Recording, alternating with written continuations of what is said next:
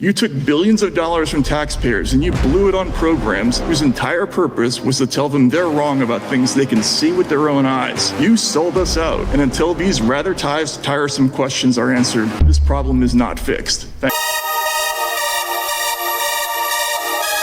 So I'm a big fan of free speech. We have Rep. Thomas Massey from Kentucky and then more Jim Jordan as they cross. They're really asking questions of Matt Taibbi, who broke the Twitter files. We already did one video on this guy, but I just love what he says so much. And I think the information is so important. They are doing government oversight right now on censorship under order of President Trump. They're asked to look into this. This is the most important for the future of America. You shut off free speech, you shut off debate. You can steer any political conversation any way you want if you do not have free speech. That's why this predates and undermines and underscores and is the foundation of nearly everything in the country. Starts with the ability to speak. But this isn't just limited to NSF grants. The Cybersecurity and Infrastructure Security Agency, CISA, within DHS is a flagrant violator of free speech. They had things like election integrity partnership. Mr. Taibbi,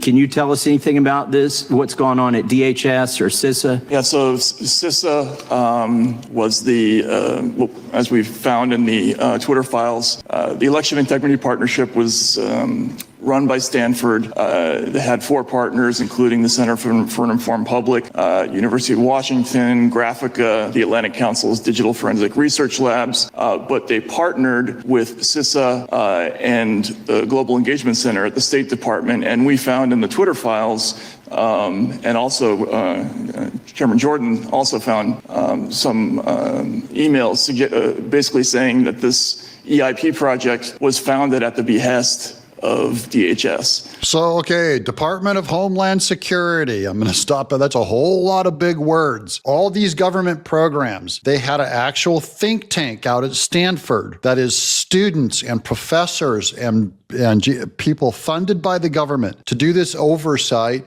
And then all these government kind of groups getting millions and millions of dollars. And then they started looking into election integrity. This is part of why people like my channel and many other people were downgraded and downplayed or even removed from Twitter and from other platforms you may be watching at some point. And it was really the first emails that started came from the government, DHS, Department of Homeland Security. That is Alejandro Mayorkas started this stuff. This essentially EIP was a CISA created project, or it was a CISA sponsored project, and it was, it's essentially a content moderation removal operation that was sponsored by the American taxpayer. Another example of American taxpayers unwittingly,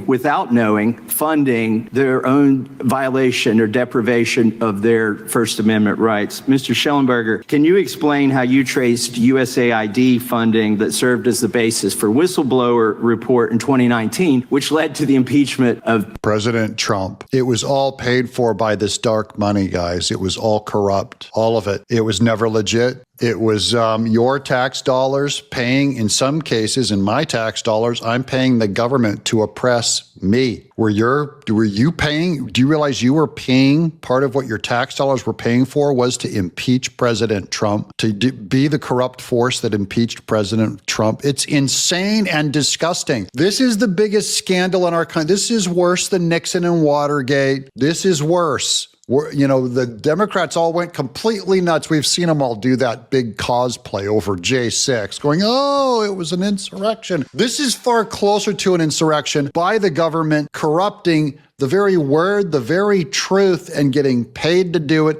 secretly behind the scenes, going after X accounts. Back then it was Twitter, all Democrat operatives. But they ended up being seen, this is Matt Taibbi, as soon as Elon Musk bought Twitter in October of 2022, he brought this journalist in, Matt Taibbi, and said, I want you to write up all this stuff and expose everything. He went through all the emails and he got it all. Here's Jim Jordan doing a cross-examination of, here's Matt Taibbi cross-examined by Jim Jordan. Listen. 2 years ago, when Michael and I first testified before your Weaponization of Government subcommittee, Democratic members called us so-called journalists, suggested we were bought-off scribes, and questioned our ethics and our loyalties.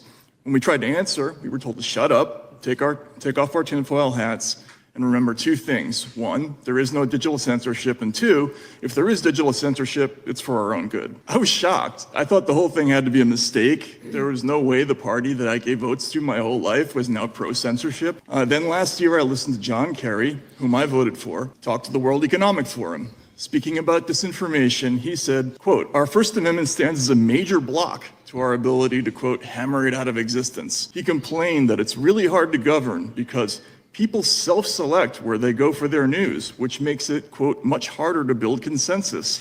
Now, I defended John Kerry when people said he looks French, but Marie Antoinette would have been embarrassed by this speech. He was essentially complaining that the peasants are self-selecting their own sources of media. What's next, letting them make up their own minds? Lastly, building consensus may be a politician's job, but it's not mine as a citizen or as a journalist. In fact, making it hard to govern is exactly the media's job. The failure to understand this is why we have a censorship problem. This is an Alamo moment for the First Amendment.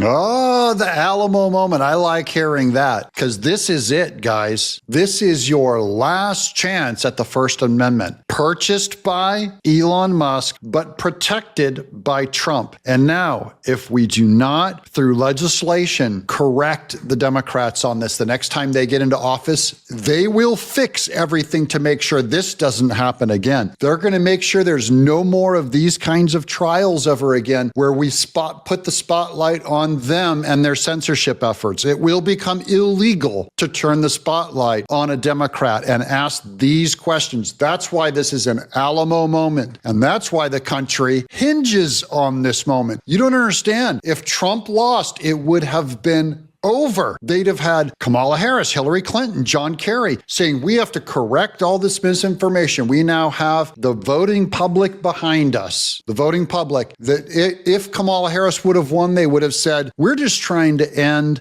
the totalitarian Donald Trump from staying in office and from democracies on the ballot. They'd have believed all those lies and then ended up funding and supporting the absolute censorship where you and I go to jail for what we speak on. Sorry for this rant, but I love this language because Matt Taibbi knows. Remember, he voted for John Kerry. He supported John Kerry. And then right up to a year ago, he goes, I can't be in this party anymore. This is the party of dictatorial, totalitarian strength, anti-free speech. He's a free speech Democrat who realized, and by the way, this is my comment to Matt Taibbi, you're a huge sucker for not seeing this for 20 years. Are you a naive child? You never put an X next to a Democrat. Never. If you care about free speech. Most of America's closest allies, as both Rupa and Michael have pointed out, have already adopted draconian speech laws. We are surrounded. The EU's new Digital Services Act is the most comprehensive censorship law ever instituted in a Western democratic society. Ranking Member Raskin, you don't have to go as far as Russia or China to find people jailed for speech. Our allies in England now have an online safety act which empowers the government to jail people for nebulous offenses like false communication or causing psychological harm. Germany, France, Australia, Canada, and other nations have implemented similar ideas. These laws are totally incompatible with our system. Some of our own citizens have been harassed or even arrested in some of these countries, but our government has not stood up for them. Why? Because many of our bureaucrats believe in these laws. Take USAID. Many Americans are now in an uproar because they learned about over $400 million going to an organization called Internews, whose chief, Jeannie Bourgeau, boasted to Congress about training hundreds of thousands of people in journalism, but her views are almost identical to Kerry's. She gave a talk once about building trust and combating misinformation in India during the pandemic. She said that after months of a really beautifully unified COVID-19 message, Vaccine enthusiasm rose to 87%. But when, quote, mixed information on vaccine efficacy got out, hesitancy ensued. We're paying this person to train journalists, and she doesn't know that the press does not exist to promote unity or political goals like vaccine enthusiasm. That's propaganda, not journalism. And that's the problem with Democrats. They don't know the difference between propaganda and journalism. If you only believe that journalists should only be doing pro-MAGA stuff, you believe in propaganda. If you think it's journalism's job to say we're not looking at facts anymore, we're only producing one side of opinion, I'm saying, where there's two opinions on a subject. What if there's a difference between infant baptism or not infant baptism? And the journalists all came out and said, we're only doing anti-infant baptism. You have to be an adult to be baptized. And anyone who opposes that goes to jail. That's what they did with the vaccine and COVID restrictions. And now we find out almost everything they were promoting is false. Bourgeot also once said that to fight bad content, we need to work really hard on exclusion lists or inclusion lists and, quote, really need to focus our ad dollars toward what she called the good news. Again, if you don't know, the fastest way to erode trust in media is by having government sponsor exclusion lists. You shouldn't be getting $1 in taxpayer money, let alone 476 million of it. And don't miss the other word. They called it good news. That's a religious term. She was saying that what the government said was going to promote the good news, morally good news, which they equate with the gospel. That is the entire Democrat Party agenda, pure politics. It's the good news. Saying that you're allowed to trans kids and give them hormone blockers at 8 years old. That's the good news. Saying that we believe that men and women are interchangeable in everything from sports to being a fireman to marriage. That's the good news. And if you oppose the good news, then you're going to liberal hell. You go to jail. You get canceled, you don't get to keep your job. And USAID is just a tiny piece of the censorship machine Michael and I saw across that long list of agencies. Collectively, they've bought up every part of the news production line: sources, think tanks, research, fact-checking, anti-disinformation, commercial media scoring, and when all else fails, straight up censorship. It is a giant closed messaging loop whose purpose is to transform the free press into exactly that consensus machine. There is no way to remove this rot surgically. The whole mechanism has to go. The Democrat Party has for decades systematically grown and weaponized the administrative state against the American people, and the American people have had enough of it.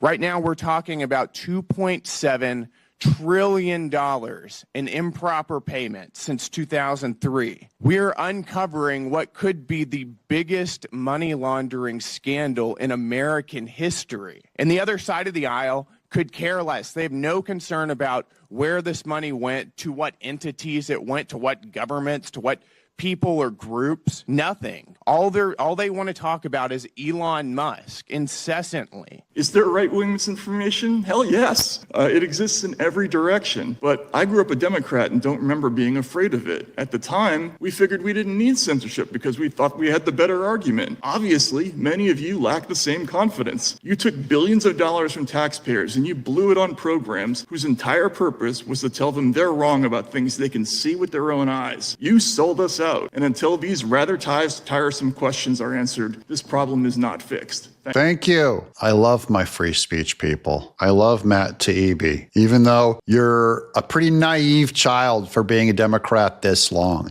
And yes, there is right-wing propaganda, but we don't hold the levers of power until just this year under Trump, and he's barely a conservative, barely. So you're not going to have we conservatives running we don't run Hollywood. We don't run Facebook, Google, Amazon, eBay. We don't run them. Okay. You guys still run them. Liberals do. So you just by the sheer not having an access to that kind of government power, you know what I mean? There's not a conservative industrial complex taking over. There's not a bunch of 90% of professors at universities are not aligning with conservatism, okay? They're still liberals. So your message is still getting out just fine. You don't have to worry about right-wing censorship and bias overtaking everything. Of course, we also happen to be more holding on to the principles of free speech, believing in free speech, at least a little bit more.